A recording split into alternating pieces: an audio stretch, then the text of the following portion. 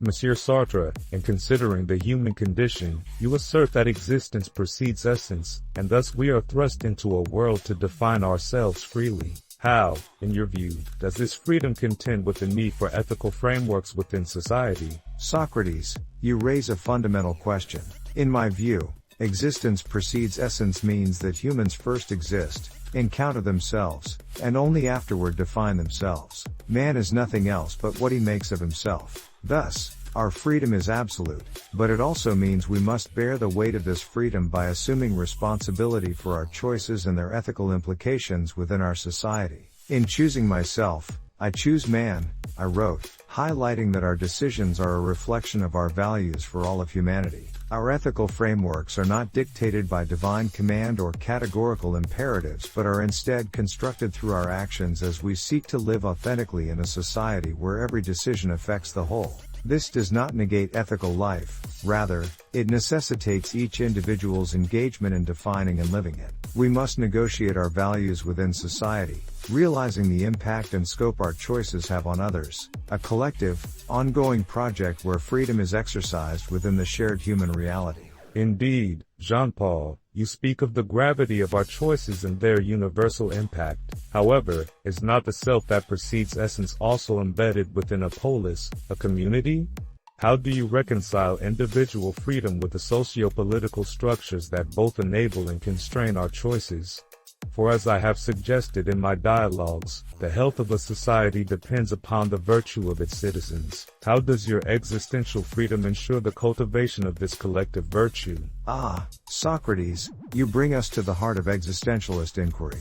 The individual, though free, is indeed situated, thrown into a world of social, historical, and political realities. While I hold that freedom is what you do with what's been done to you, this does not imply an absolute independence from societal structures, but rather an acknowledgement of the complexity of navigating them.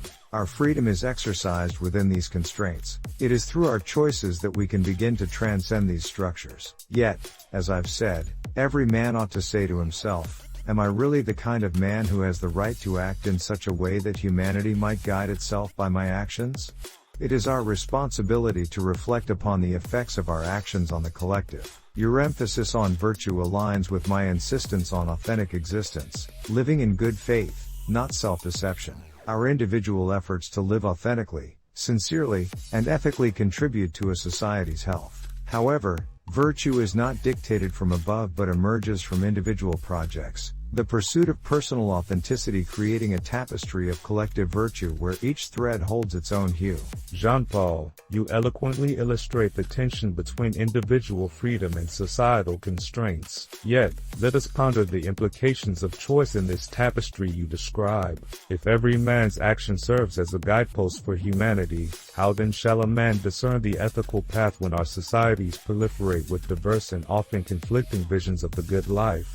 In the Republic, I argue the importance of understanding the forms, especially the form of the good, which illuminates the just path.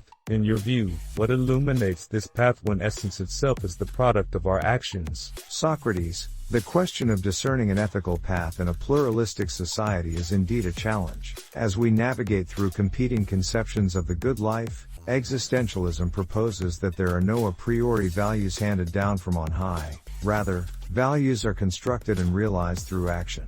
Man is condemned to be free, as I've stated, and with this freedom comes the necessity to choose without recourse to universal, objective standards such as the forms you describe. Each individual must seek their own authenticity, or what I call engaged freedom, acknowledging that by choosing for ourselves, we are at the same time proposing a model of human being that we believe others should also adopt. This is the illumination of our path, the recognition of our freedom and the weight of responsibility that accompanies it. In lieu of the form of the good, existentialism posits that it is our very engagement with the world and our commitment to make meaningful choices in it that illuminate our path. There is an element of anxiety, to be sure, as there is no certainty in our choices, but there is empowerment too, in our capability to reflect, to commit, and to forge ahead with actions that we believe, in our utmost sincerity, contribute to a life worth endorsing universally.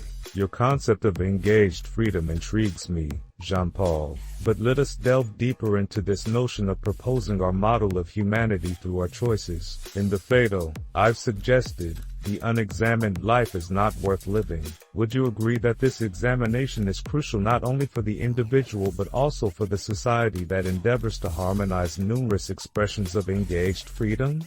And how does your existentialist framework foster the collective examination of these diverse paths, ensuring they coalesce into a harmonious societal order rather than a cacophony of discordant personal projects? Indeed, Socrates, the unexamined life resonates with existentialism's call for authenticity.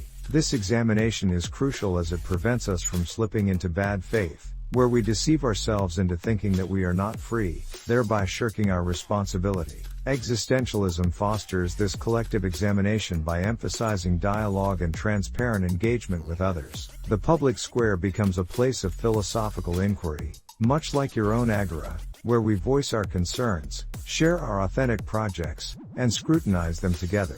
It is true, as you say, that societal harmony is desirable. Yet existentialism acknowledges that such harmony may never be fully realized due to the multiplicity of human projects and the ever-present potential for conflict. However, rather than seeking a static order, existentialism sees society as dynamic, where harmony is an ongoing negotiation, a tapestry continuously woven where each thread may align or contrast with others, adding depth and texture to the human condition. Our role is not to eliminate discord but to ensure that each voice contributes to an honest, responsible symphony of human existence, leading to ever-evolving forms of living together within this tension.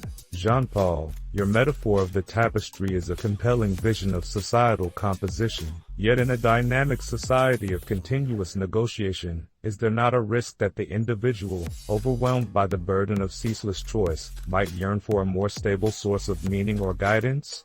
In my defense at my trial, I claimed that the life which is unexamined is not worth living. If guidance from the polis is lacking, might individuals fail in their quest for an examined life? How does existentialism prevent the descent into nihilism, where freedom becomes a curse rather than a source of empowerment? Socrates, it is indeed a profound challenge when the freedom to choose becomes burdensome, and the void of absolute values beckons the risk of nihilism. Nevertheless, existentialism contends that it is through embracing our freedom and recognizing our role in constructing meaning that we overcome this abyss. Our plight, to paraphrase from Being and Nothingness, is that we are condemned to be free, which means the responsibility for finding or making meaning is entirely our own. The absence of a stable source of meaning does not necessarily condemn us to despair, rather, it challenges us to rise to the occasion of our own lives. Preventing the descent into nihilism involves an assertive acceptance that our existence itself is the starting point for meaning-making. We are, each of us, creators, of meaning, of values, of purpose. Man makes himself, I insist, by the choices he makes and the commitments he takes on. Our responsibility as individuals is not to search for a lost certainty, but to forge our path with earnestness and courage, to live life as a project of continuous self-making, and through our transcendence, elude the grasp of nihilism. Existentialism thus becomes a call to create a morality of action, grounded in the situation, interpersonally shared, and reflective of our individual pursuits of authenticity. This morality is a vivid response to the examination you exhort and a bulwark against the desolation of meaninglessness. Your call for an authentic life, forged through action and responsibility, speaks directly to the heart of human agency. However, let us look at the shared social space where individual paths cross and communal life takes shape. If man makes himself, and in doing so, makes his world, how does existentialism address the potential for conflict when individual projects of self-making clash?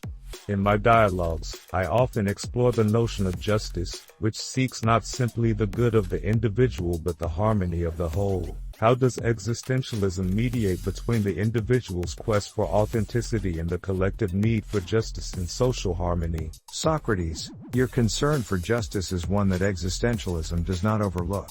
While the emphasis on individual freedom and self-making might appear to set the stage for inevitable conflict, existentialism also deeply recognizes our interconnectedness and the need for a framework in which freedom and justice are in dialogue. The other, as I discuss in Being and Nothingness, is an essential part of our world. Our projects unfold in a shared space where others' freedoms confront our own.